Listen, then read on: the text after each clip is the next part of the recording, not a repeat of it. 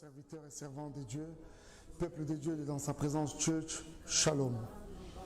En cette occasion marquant la fin de l'année 2021 et le début de l'année 2022, je vous salue tous dans le merveilleux et précieux nom de notre Seigneur et Sauveur Jésus-Christ. J'aurais souhaité, comme tout berger, être présent ce jour parmi vous, partager ces moments ensemble dans la présence du Seigneur. Mais dommage que certaines réalités, que certains d'entre vous connaissent, ne nous ont pas du tout permis de communier ensemble. Mais ça reste une partie remise vu que la mission que nous avons est collective. Nous reconnaissons que l'année 2021 n'a pas été facile pour nous en tant qu'Église, mais malgré cela, nous avons ici haut et fort que la grâce de Dieu nous a servi d'appui et de support. Cette année, sous l'impulsion du Saint-Esprit, il a plu au Seigneur qu'elle soit baptisée comme l'année de la maturité. La maturité, pourquoi? Parce que bientôt 3 ans après, nous ne sommes pas une petite église de nourrissons, mais par contre, le Seigneur nous veut grandir.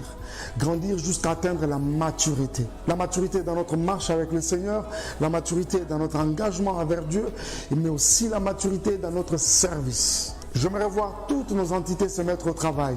J'aimerais voir tous les responsables de nos différentes entités s'élever et redynamiser leurs entités. Les mamans, le papa, la jeunesse, les codines, l'intercession, le département de musique, celui des médias et presse, et même celui de l'hygiène. La technique, et je n'ai pas oublié les bâtisseurs. Tous les serviteurs et servants de Dieu sous la coordination du pasteur Samuel, trouvez par ici toute ma gratitude pour votre dévouement dans l'œuvre de Dieu. Mais seulement qu'en cette année 2022, nous aurons doublé et même triplé nos efforts dans le service pour l'avancement de l'œuvre et du royaume. J'insiste sur le service parce que c'est un des signes forts de la maturité. Ceci dit, je déclare que l'année 2022 est une année de grâce pour chacun de vous.